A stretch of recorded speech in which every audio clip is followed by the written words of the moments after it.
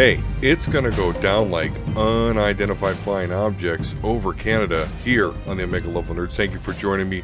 Don with you here, and we want to, as you know, the shirt, my last show, I'm a big Star Wars fan. I think it's the best content universe that there is. But one thing does trouble me, and, I'll get some answers to that. Because I think there's some really good shows that are really, I don't want to say flying under the radar, but just aren't getting the love that they need to get. And of course, I think Star Wars in general doesn't get the love that it needs to get. And I mean, not only is it the best content universe, but really Star Wars, all three trilogies for separate reasons, Star Wars is the greatest tragic story that ever existed. It is really all about tragedy when you think about it. You think about the original trilogy, and there we get to see the tragedy of Darth Vader finding out that he has two children, and that brought him, from the dark to the light side, only for him to die moments later. A lot of tragedy there. Of course, the tragedy of the prequels, which we get to see the fall of Anakin Skywalker. And I know a lot of people like to love that trilogy now. Everyone liked to hate it until the sequel trilogy came out, but now everyone likes to love it. But we get to see the fall of Anakin Skywalker, even though he's this hero for like 2.5 movies. We see the fall of Anakin Skywalker, and then in the sequel trilogy, we see, and I know everyone hates this, but we see what happens to Luke Skywalker. We see Rey, and then Ben Skywalker, or Ben Solo have this 30-second love, and then he dies. I mean, she's the daughter of Palpatine. I mean, all this just tragic shit in Star Wars. It's really just the greatest tragedy. I guess it really doesn't get that moniker because it's got space wizards and laser swords, but it is the greatest tragedy.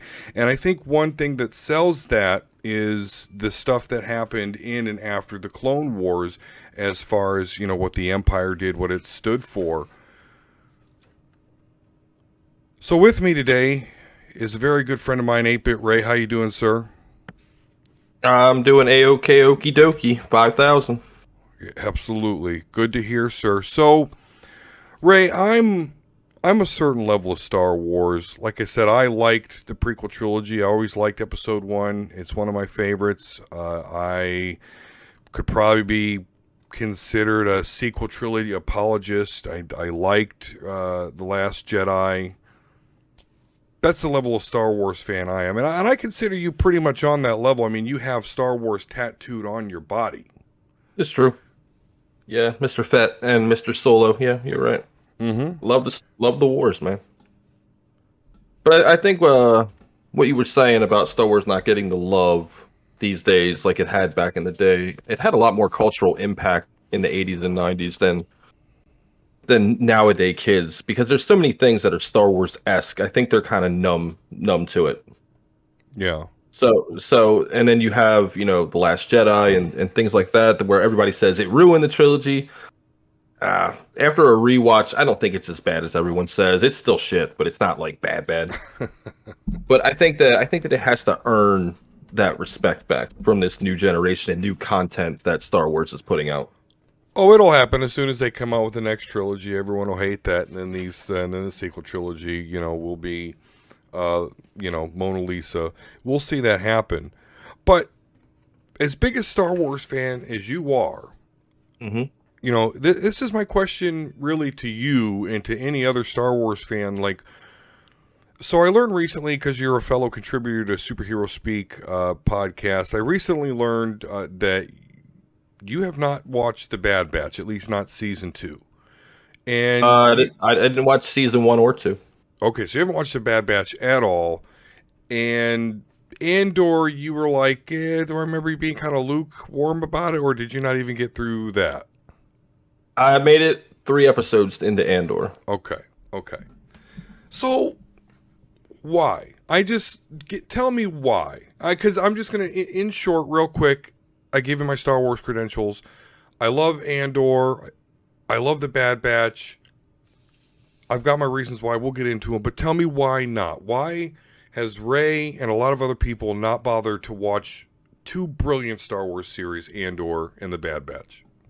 In what year did Star Wars acquired or Disney acquire Star Wars? Was that 2012 or was that 2013? I can't remember which. It's just Yeah, it's too much. It's too much content, and there's not enough time in the day. I think that's the problem. I think they overhauled everything, like just push it out, push it out, push it out. You know, we okay. got Book of Boba Fett, we got Andor, we got a final season of the Clone Wars. Thank God. Mm-hmm. Rebels came out. I mean, there was so much content, and it was just Okay. hard to keep up. A new trilogy, spin-offs of that trilogy, solo movies came out like Rogue One and Solo. It's a lot. So just really too much. Too much. And Too and much too soon. Like it wasn't even spaced out. And then they had the anime show and it's just and then holiday specials and it's so Mhm. much. A lot of content. I guess they're getting their money worth. But at the same time you're kind of losing me as a fan. Interesting. Because yeah, to me, and again, this could just speak to my level. I love that universe so much that it's like any chance that I get, I'm in there. Now, Yeah. don't get me wrong. I get the whole animated wall. Okay, my own wife, if she comes into the room, and sees me watching something animated, she's like, this bullshit. You're gonna be watching this. Like, don't get me wrong. I know my wife loves me, adores me, and all that, but that's just one thing. She sees the animated, so I know there's a barrier there to the animated stuff. Um, by the way, that was It's not 2012 that I don't Star think that Wars was purchased. 2012. Yep. okay. So in about a 10-year, 11-year span, we've gotten so much. A whole new trilogy, animated shows Yeah. out the wazoo, an anime show, live action. Like it's a lot, man. In 11 years, that's a lot, man. Okay. I mean, I understand that, and I would just urge everybody to try and really break through that because I think like right now, Star Wars is delivering the best content to me. It truly is. I mean, with Phase 4 of the MCU, and I think things are about to heat up next week. Ant-Man 3, Hmm. Quantumania is coming out, so I think we're going to start getting a better trajectory as far as the MCU goes. But I think with people getting the MCU fatigue, watching whatever the fuck's going on, over at, DC side of things, along with all of the Star Wars content that is available, it's kind of getting some of that fatigue that itself. So, and that's really, really too fucking bad. Um, Yeah, I mean, I didn't see anything wrong with Andor. I just didn't have the time or the patience to just sit and mhm. watch a slow burn Star Wars show. We're all in it for the space wizards and the galactic empire. This was more of a spy thriller in a way. And it has a lot of really great social commentary, and that's really where the Bad Batch also really does well because it really dives into the questions, the tragedy of Star Wars that really nobody talks about. Because you're right, we want space wizards, we want laser swords. We don't care about the fact that this whole clone army was made. So there's already the tragedy. They're clone armies. Some people, even Jedi, treat them as disposable. But once the war is over, like they age rapidly. Yeah. So just like in real life, like the Republic has no plan as far as how to take care of them after that. And that's one of the big plot points here in the Bad Batch because the Bad Batch, they're these clones, but they're kind of tweaked a little bit to have like specialized, strengths and whatnot. And then they've, of course, in their escape from Camino, which happened in season 1, which culminated in Camino being destroyed by the Empire because the Tarkin was like, no, we're good with clones, we're done, and the Empire wanted to phase them out, so they destroyed Camino, covered it up, and the Bad Batch got away along with his other clone named Omega. This female blonde-haired clone doesn't look anything like Boba Fett. Now, Hmm. hot take, I think that's like a clone for the Emperor, like a female clone for the Emperor, but we'll see. That's one of the plot threads of the show is like who is Omega going to turn out to be? What's her special, reason for existing here? But outside of that, you see the tragedy of these clones where they don't have any plan for them. Nobody's fighting for the clones anymore. And again, the Camino, their home was wiped out. So the Bad Batch deals with a lot of that. It feels very much like a D&D adventure because, again, they've each got these specializations that are going on these special missions and whatnot. But I just very, very cool show. But yeah, I really tragic that there's, again, a lot of it to where it's scaring off, Star Wars fans are not seeing it. But you're also digging a lot deeper than the casual fan. Most casuals won't see the social commentary. They just see laser battles and space wizards. You're going a Yeah, lot further than the casual fan. well, I That mean, might be because Filoni is, right? I mean, because I know a lot of people hate on Kathleen Kennedy, but I'm sorry. Star Wars is slapping, and Kathleen Kennedy's the head there. So you won't see any Kathleen Kennedy hate here. yeah, I think it's just overload, really. I mean, I feel it. I feel it with Marvel too. Like I didn't really want to watch Moon Knight. Like She-Hulk was just it's just something to watch during the week. Like I wasn't excited for it. Yeah, It has nothing to do with sexual orientation or sexuality or anything like that. It's not a character that I'm really that into. Now the show turned out to be it was okay. Just like all these other live action MCU shows. But the right, Star Wars shows under Filoni, you're right, they do hit. Ever since Clone Wars, it's been Filoni, right. and it's probably one of the best things that one Star Wars could put out, and two, it kind of kept the prequel trilogy relevant in those lost years of Yeah, Lucasfilm, yeah, for sure. and it added to the prequel because there really wasn't a lot of a meat on the bone in the prequel trilogy, right? Like you got the first two movies, and they're just kind of setting up Anakin, and then the third one, everything, all the pieces are moving, so Yeah. they kind of saved it all up for that one. Uh, but the prequel, yeah, it really did not have a lot of meat on the bone. I like the prequel trilogy, and thanks to the new trilogy, I appreciate them way more. Yeah, Because a lot of people do. I'm an original trilogy purist, guys. I have the original unedited on a flash drive somewhere around here, and Han those are shot the first ones. version. Hmm? Han shot first version. Yep, Han shot first, and that was a great way to build up that character, make him a badass. But Yeah, now it's like now he was provoked. Like he's an outlaw. Come on, let him be. We're yeah, not going to get into the nothing. whole Han shot first debate, but you were talking about the clone troopers and the stormtroopers, right? Did you maybe about I don't even know, probably my entire fandom after the no, I wouldn't say the entire fandom, the prequel trilogy. Once we got the clone troopers, the theory is that stormtroopers can't hit shit because they age rapidly and they're old men in stormtrooper outfits. Right. That's why they couldn't hit anything and they weren't very mobile Yeah. because they were dying clone troopers. But then this Well, show comes out and says, no, no, no, they just die. they phase them out. They phase them out. Yeah. So I know it was a joke with the stormtroopers and them moving slow, and yeah, it's not because they are aging clone troopers. Cool factoid about this show, actually. As the Bad Batch, they have to fight stormtrooper or clone troopers a lot because there are still a lot of clone troopers in service of the Empire, at least at this juncture. They always use stun. They always use stun. So I thought that's What a cool a very Star detail. Trekky thing to do. Sure.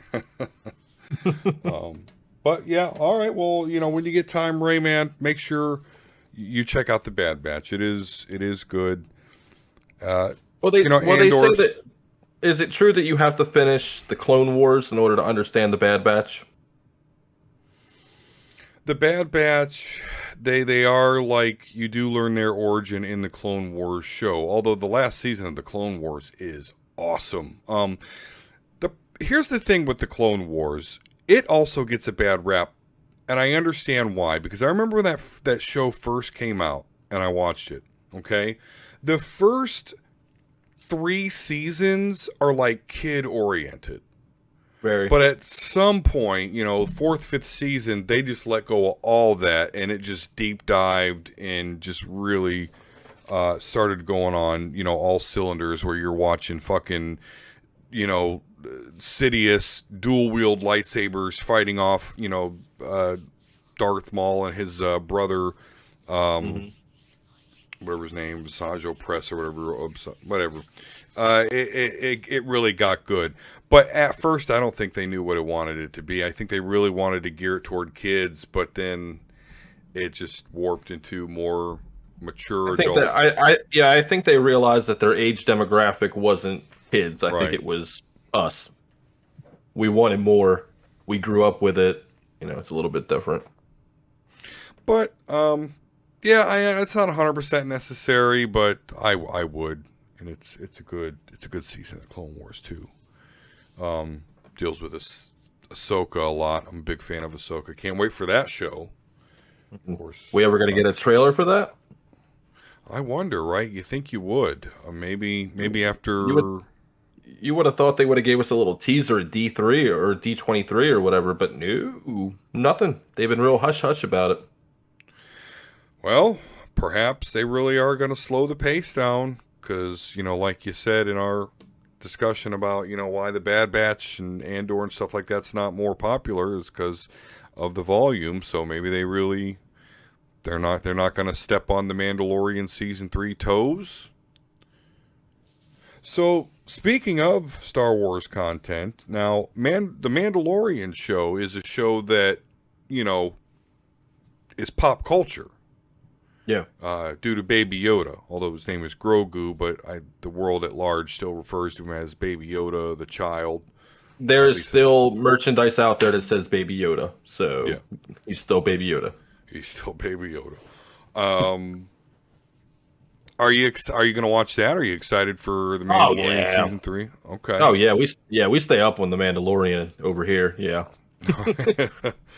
um, do you want to see Boba Fett in the Mandalorian again? You know how they crossed over. They put the Mandalorian in his show. Do you want to see the Mando I think, crossover? yeah, I personally think that this season is going to start with Mando helping out Boba Fett on Tatooine and doing their little crime boss, syndicate thing and getting him Okay. established.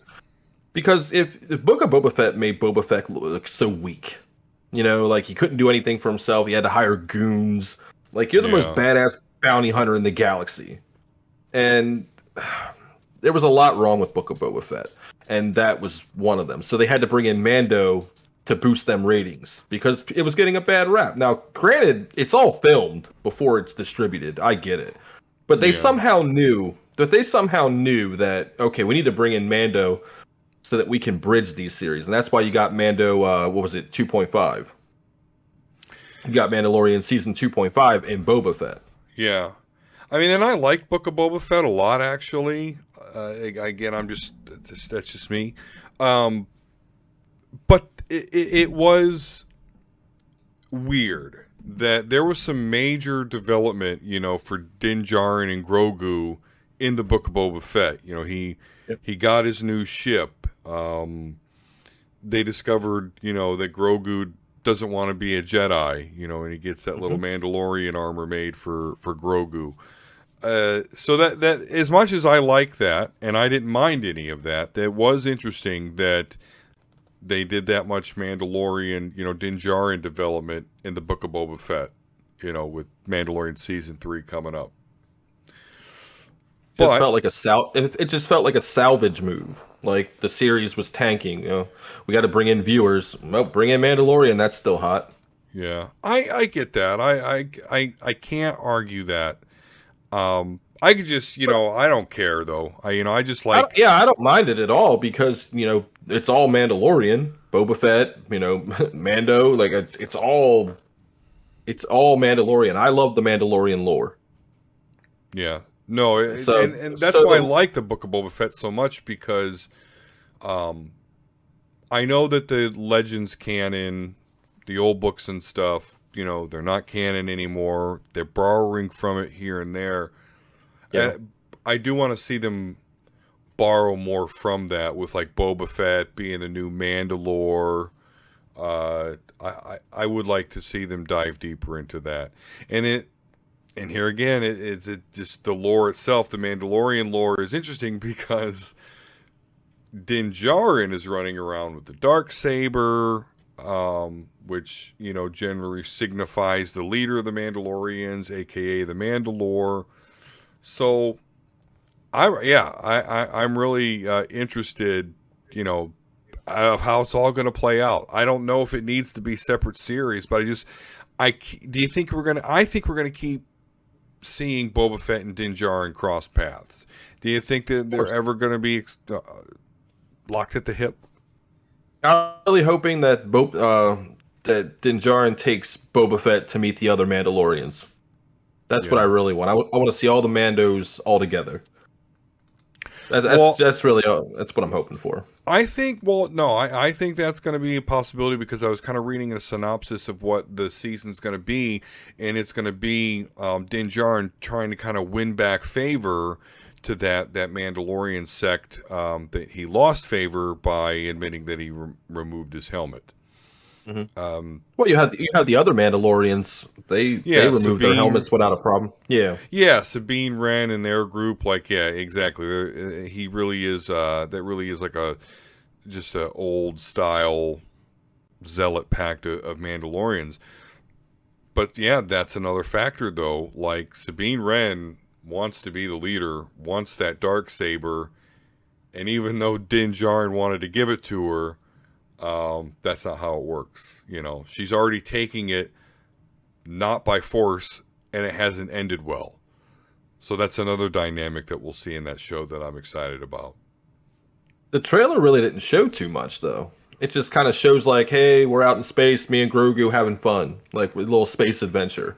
It really didn't show anything about the plot or the story. Which I applaud. I love it, because that's really all we should have to. We're going to go through ventures in space. Okay, I'm there in the Star Wars world. We know what it's about. There's two great seasons of The Mandalorian already out there. So there's not too much how we have to right. So there's not much selling that we should have to do on that one. So, but if you go back to the first season of The Mandalorian, that trailer really didn't show anything either. Like, I remember talking to a guy at work about it. I'm like, what is this show about?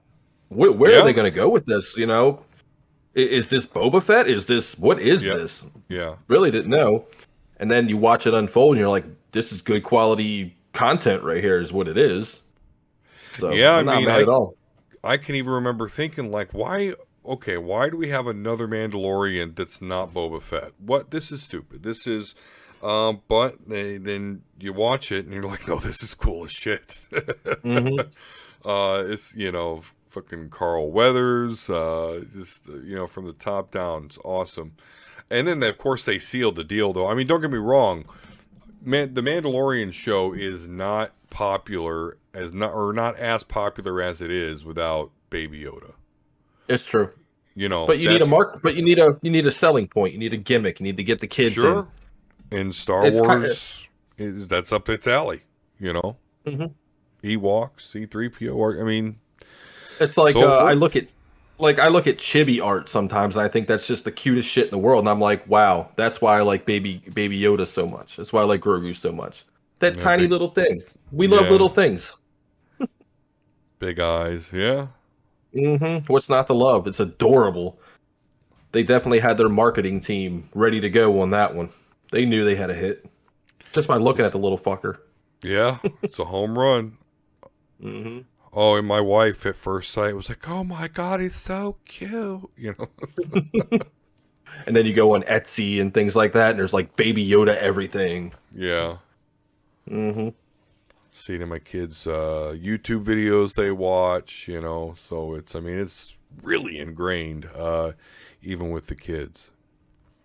I'm sure he'll get his own holiday special at some point. Grogu goes home. Yeah. For Christmas. Or Earth Day. Or not Earth Day. Life Day. Life Day. Life Day. Yeah. Life Day. Hey, apparently that's canon, so... absolutely it's canon. That's an acid trip, brother. That's an acid trip that I don't want to take more than once every 10 years. Well, hey, I mean, in the world where Buckaroo Banzai, the Adventures of Buckaroo Banzai in the through the eighth dimension, or what what we Oh watch the hell yeah! superheroes speak. I mean, why not? Why not? There, there's a fandom for everything. Trust me, there's people that love Troll 2, and I don't understand how, but it's a thing. Whatever. It's so bad, it's good, I guess. I think a lot of you horror fans are like that. You like this so bad it's good. I don't know. I'm just not part of that crew. But I have my limits. yeah, but my brother's like that. Since he was young, he's always liked the horror stuff. So hey, why not? Speaking of horror, and someone that I know you like, as well as my brother Volsker, Sam Raimi.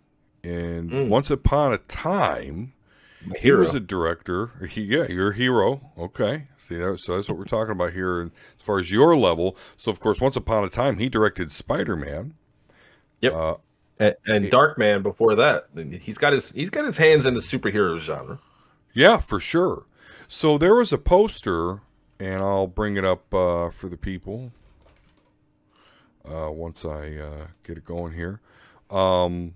So there was a fan made poster that shows a Tobey Maguire Spider-Man with the Vulture, which at the time was supposed to be played by John Malkovich, which I wish they would still do. But this one is showing the newest Vulture played by Michael Keaton. What do you think? Would you go like apeshit over Sam Raimi Spider-Man 4, Tobey Maguire instead of Tom Holland with the Vulture? I would go ape shit over a Sam Raimi Spider-Man film if it had less studio interference than Spider-Man 3 had. It was an atrocity of how much they were sticking their nose in the production of that movie. He didn't even want Venom in the movie. He Right. wanted Craven the Hunter, and there was somebody else he wanted. But the studio was like, oh, we got to get more relevant characters in here. You're going with these oddballs. We need to sell tickets and toys, and it's Sam Raimi is great when he's left unchecked. Mm-hmm. Let him be to his creative juices. When they hired him for Doctor Strange, they pretty much gave him free range to do whatever he wanted, and they had very little interference. And look how good that turned out.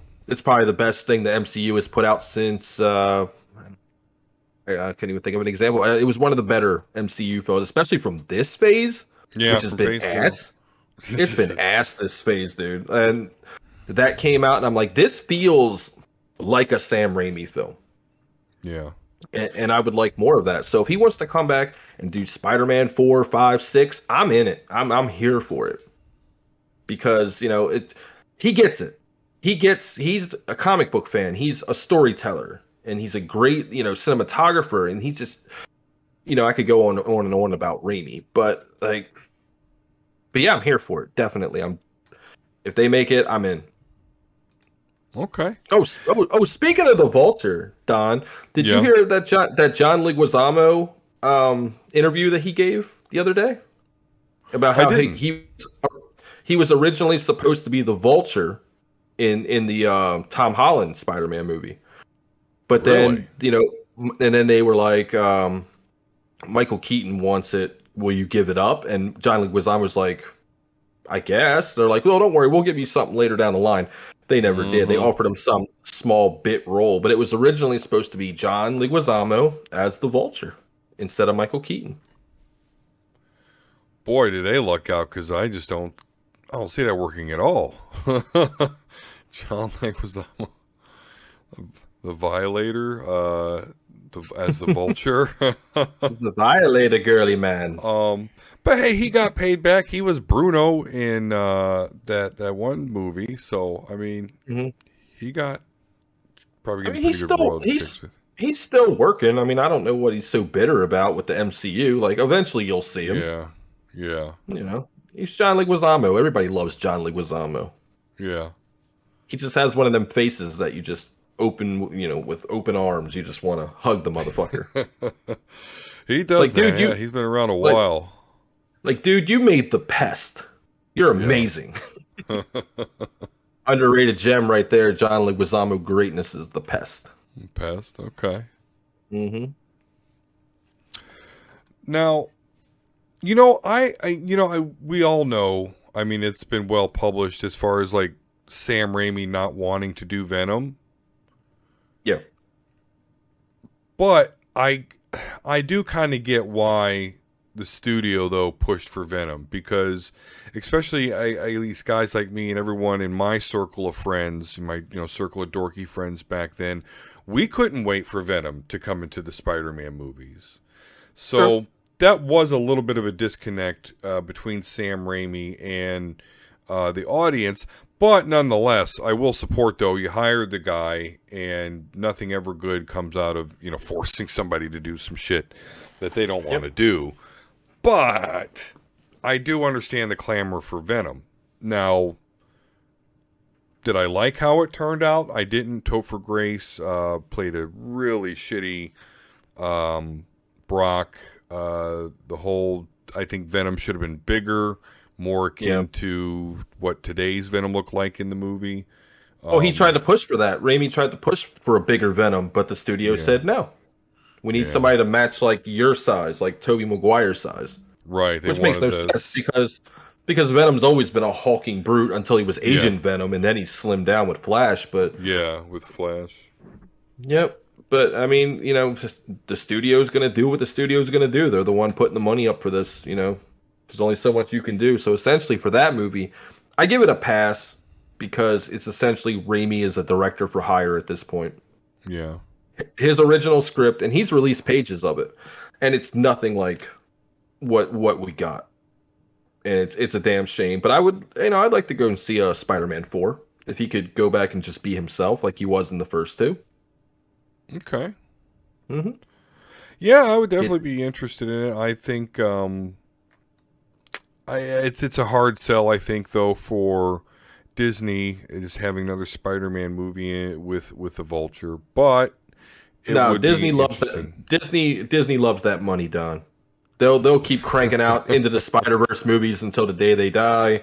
You're gonna get Tobey Maguire's Spider-Man. You're gonna get all kinds of Spider-Man because Spider-Man sells. Well, there's no doubt there. I mean, Spider-Man outside of the X-Men was Marvel in the 80s. And I mean, yeah, you're right. He is probably A1 for Marvel for sure. Mm-hmm. But you're right. Yeah, Sam Raimi's Multiverse of Madness probably is the shining jewel out of Phase 4.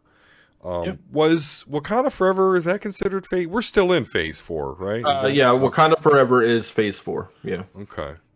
I watched that recently. That's a different...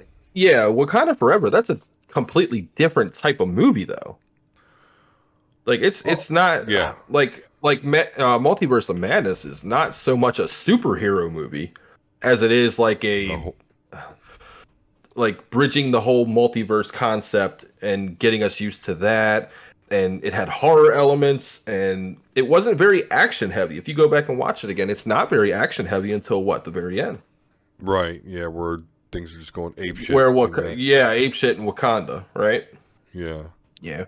It's a completely different vibe. It's a completely different movie. So you really can't compare them. Man, and I know you hadn't seen it yet when I asked you, but you haven't happened to watch it yet, have you, the Wakanda Forever? No, I've watched snippets here and there. Sometimes shit pops up on TikTok and things like that. I'm getting there.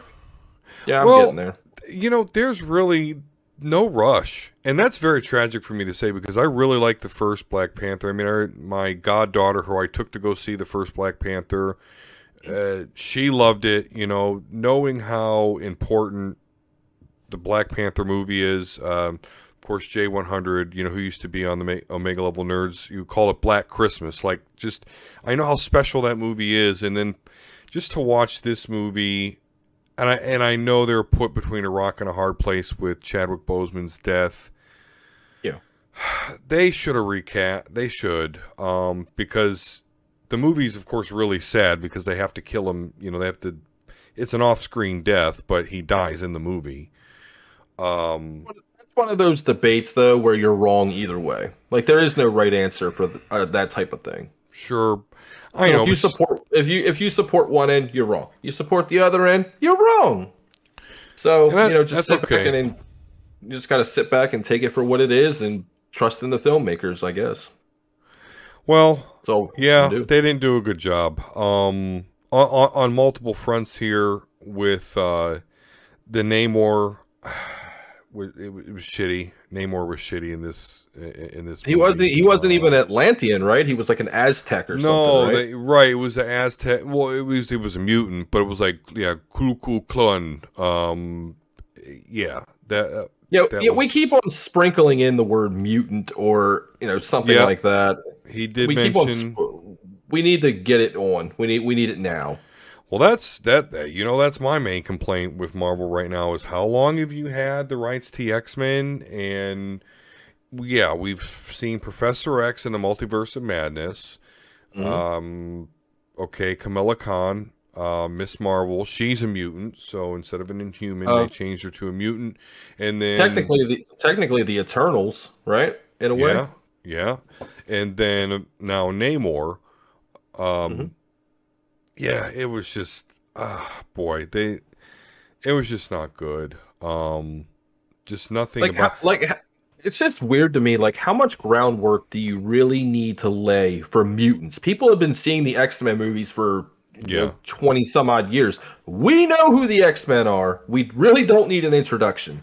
not at all. Not at So all. so sprinkling in mutants, quote unquote, here and there is just dumb to me. Dude, just give us an Yep. X-Men movie. Give us an X-Men movie, give us an X-Men show, give us, all that I high mean, well, school well, academy shit is big right now, and you can do that with the X-Men all day. oh yeah, you could do a New Mutant show. You know, Yeah, all day. do something like that. Yeah, you Generation could. X. Oh, there was already a TV movie. Yeah. I remember that actually back on It's Fox with Emma it's on Frost. it's on YouTube. If you ever want to go back and rewatch the Generation X movie, it's there. It's still just as bad as you remember, by the way. Well, hey, when you were eating up anything X-Men as a kid, That's right. it was there. Can't wait for that X-Men 97 series to come out. So it's going to be at least 2 seasons. So That's excited. good. But That's uh, good. And they went back and got the original animators for that, right? yeah. Good. The ones that are still Well, alive. the ones that are still alive and the original and not the animators that did the last season that just look Oh yeah, for Saban. Yeah, kiss my ass. yeah. I don't even watch those, dude. I own them. I don't watch them. No, they're Pretty horrible. much I stopped watching as soon as what was it? Storm, Captain America were on that submarine or whatever, and then after that I'm done. Because after that it's like a Christmas special. Like, oh, it's Yeah. so bad. It's so bad. But a lot of their voice actors are dead too. Not a lot of them, but a few of them, No, like a couple Magneto. of them. Yeah. Yeah, that's sad. Apocalypse. Yeah, sucky. You can hire me for that. I'll do Oh, Apocalypse all day long. Cyclops. Cyclops just died recently in the last year or two. Yeah. Yeah, that's I really know, and terrible. I think they were able to get them all in like one panel, like a couple years ago, and then right after that, we lost like two of them. Uh, Chandler, who he's actually hosted a panel of them. He's been on this show and he has his own show. Um, so sad stuff, but I will be excited to get the X-Men at least back in some way, shape, or form. But it's going to be in a cartoon, so when my wife sees me watching it, she'll look at me I'm with actually kind of disdain. excited for Marvel Zombies. I think that what was it? Not Doctor Strange. Uh, What uh, if? yeah, What If Yeah, introduces to the Marvel Zombies. I think they're going to do great with it if they keep it mature. If they can keep it like a apocalyptic zombie, end of the world situation. Why not do the whole Headpool thing? Have Deadpool going around different dimensions and things like that. Make it yeah. crazy. I really have high hopes for that. Well, I mean, if they're going into Secret Wars, then I mean, it'll make sense to have the Marvel Zombies established. Not that they're a huge part of the Secret Wars storyline, but No, with not really. They fought the Ultron bots and things right, like yeah, that. Like, just them and the Ultron bots just kind of went at it in like the hmm lower hemisphere of Battle World. But Yeah, very very low key battle. yeah, but still cool. It would be cool to see him. Secret Wars. That's boy. I wonder when do you think we'll actually get Secret Wars? Like 2030? What do you think? What would be your best guess for? At the rate we're going, yeah, about Yeah, 2028. we'll be watching it in the retirement home. I just don't think that the MCU will ever live up to the hype of Endgame ever again. I think that time has passed. I think that was a lightning in a bottle situation. They can make it big and huge, and we're going to bring in the X-Men and the Fantastic Four and Galactus and whoever else, Kang the Conqueror, whoever, whatever. Make it as big as you want, but people are still going to turn up. But I don't think it'll have that hype that the first one had, man. Like the country could have shut down that day the Endgame came out. Really? Yeah, no, I'm with you. I mean, the magic that movie kind of captured because of its, culmination of, all Like those years, all 15 those years, yeah. movies. I mean, me personally, it could be done with the X-Men, but I think you're right. I think for the world at large, that cherry's been popped. Like, it's never, I don't think I'll ever be in a movie theater again like the moments with Captain America, with Mjolnir and just people actually Yeah. cheering and clapping in the middle of the movie. Like, I just don't think I'll ever be able to experience that, at least as far as Marvel People movies. crying when Tony Stark died. Like they were weeping Yeah, openly in the theater. I'm like, are you all right over there? It was sad, but damn, I'm not going to openly weep over it. right. You're right. You got a little misty eyed, but not. I didn't Yeah, still definitely manned up. a frog in the throat, Frog in the definitely. throat. I think it's a big mistake though, killing Tony Stark though. Because actually, that's one thing I didn't like about Riri Williams in the Black Panther movie is no connection. I mean, I've never even seen the Venom movies because, again, no connection to Spider-Man. Riri Williams. I understand the movies can't be like carbon copies of the source material, but when there's like important relationships, man, when they cut that stuff out, it sours me so bad. I like Venom a Yeah, lot, the character, and I've never seen the Venom movies yet. I just, I think it'd be pretty dope if they got Sam Raimi to go in and do Venom 3. I think that his mm. vision for Venom, Carnage, or whoever he wanted to do. I think Sam Raimi could have pulled that off. The darkness of it all, the Let's say if craziness you of could it do all. an R-rated Maximum Carnage, Right. That would be then dope. now I'm in it. Now I'm in Hmm. it because yeah, PG-13 Carnage. I haven't seen it, so I guess I really can't judge it. But I'm prejudging it. I downloaded it years ago. I've never watched it.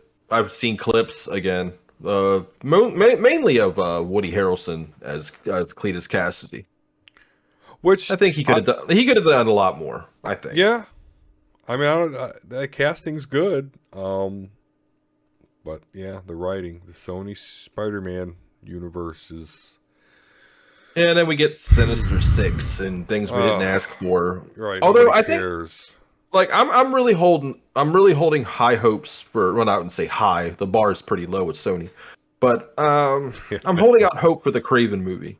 I think that they could do good things there. I think that it could open up the world a little bit. As long as he goes after the right Spider-Man. Yeah, I don't It's know. not gonna it's not gonna be Tom Holland. Right. So which They're gonna have are we to. get are we It'll getting be. It'll Toby be. or are we getting what's his face? Andrew Garfield. Is that really what we want, though? Do we want a world? I mean, I guess we're gonna do it with DC, with you know, Robert Pattinson Batman and whatever Batman's gonna be in Brave and the Bold. So I guess why not have Tom Holland Spider-Man and a Toby I think it's Maguire? kind of smart. I think it's kind of smart though, Don. Everybody has their favorite Spider-Man.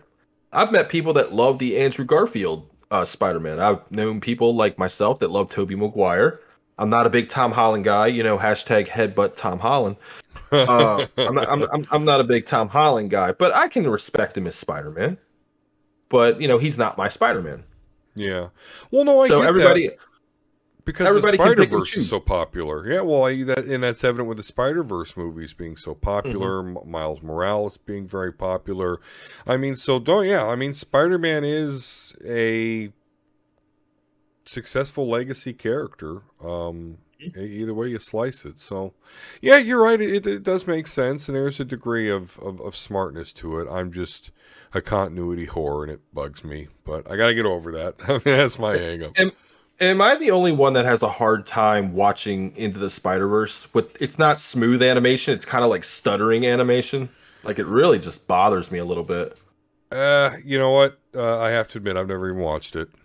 I mean, The that's story's how. great. I like the story. I just had a hard time visually.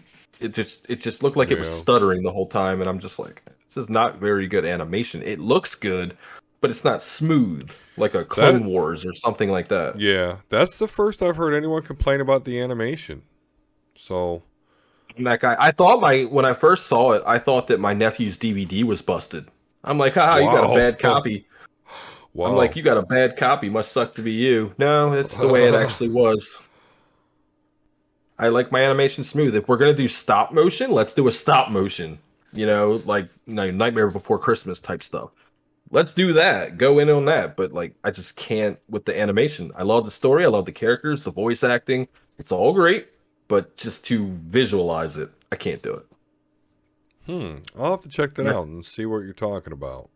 it's like a stutter animation. All right, well, I guess that's a really a good place that we'll say goodbye for this show. Of course, 8-Bit Ray, thank you for joining. You're, of You course, are host always of welcome, the, sir. yes, you host the Gorilla Brain podcast. But on Yep. the last time we were on Superhero Speak, though, you announced you were going to do another podcast. And Yep. what's the name of that one? What's that all about? The Overlooked Hotel. It's where one man goes and watches movies until he's driven mad, just like Jack Torrance.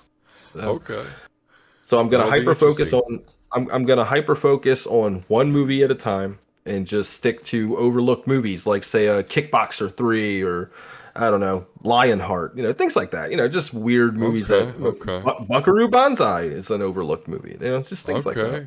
Iron Eagle 2. You can do that Iron Eagle one 2. That would make Joey DiCarlo very happy if I did Iron Eagle 2. there. Cool.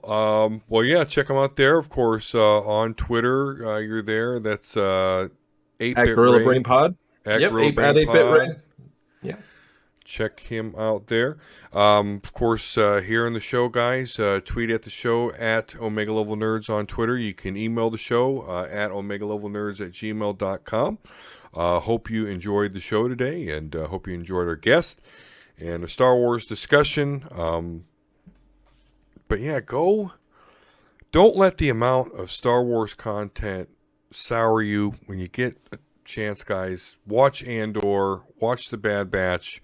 Great social commentary, very relevant to even today's world. And I know people are tired of the Clone Wars era, but there's a lot of crap that went on there, and just very interesting. So check it out.